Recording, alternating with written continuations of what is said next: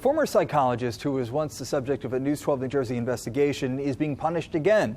A state licensing board ruling Marcia Kleinman was practicing without a license. Walt Kane first investigated Kleinman way back in 2007. And Walt is here right now. Walt, this isn't the first time that she's been in trouble, as we've said. No, there has been a repeating pattern here, Eric. In fact, I first investigated accusations that Kleinman implanted false memories of abuse in the minds of children. Then 2 years ago, the State Board of Psychological Examiners revoked her license. Well, now Kleinman is being punished again for practicing without a license. Through it all, the state says she never stopped using the techniques that got her in trouble.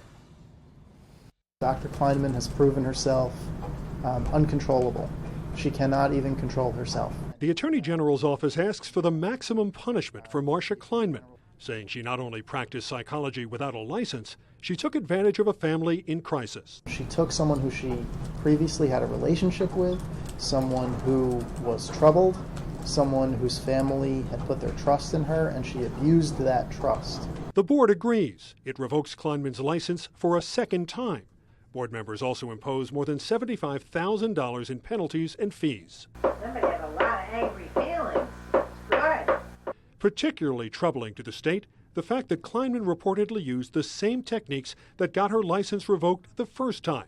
As I first told you, in an investigation in 2007, Kleinman was accused of implanting false memories of sexual abuse in the minds of children whose parents were going through bitter divorce cases. She was accused of doing it by misusing a technique called EMDR, which some compare to hypnosis. You told me that Daddy put his pee-pee in your mouth. And No, he didn't. he didn't, now he didn't? No. Okay. Think about your mouth. Just think about your mouth. Think about your mouth. Think about your mouth. Oh, good. You're doing good. Kleinman says this time around she was not conducting therapy, just coaching a teenage boy. And she says the state never proved otherwise. Mr. Bengal asserted the board would magically know when I went from coaching to therapy, that somehow I magically changed and you would know.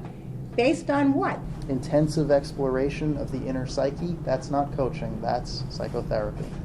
Exploration of sexuality, of repressed memories, that's not coaching, that is psychotherapy. Kleinman also argues the case against her was trumped up, at one point seeming to question whether one of the state's experts even existed. The court took a report from a person supposedly named Hiscox who did not testify. An unauthenticated report is no evidence at all.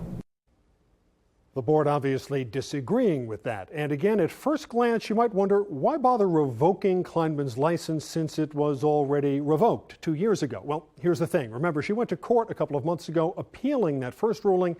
This is sort of like insurance. Regardless of what happens with that appeal, she would still be out of business. Do you know something that I need to investigate? Call me at 732-738-KANE or email kaneinyourcorner@news12.com. You can also follow us on Facebook at Kane in Your Corner. It does make you wonder, given the fact that this is now was back in front of the board again, just how closely Kleinman will be watched in the future. Presumably they will be watching closely. There are also always the possibility with practicing without a license that there could be criminal activities pursued, but I have not heard any indication that that's happening. All right, well, thank you.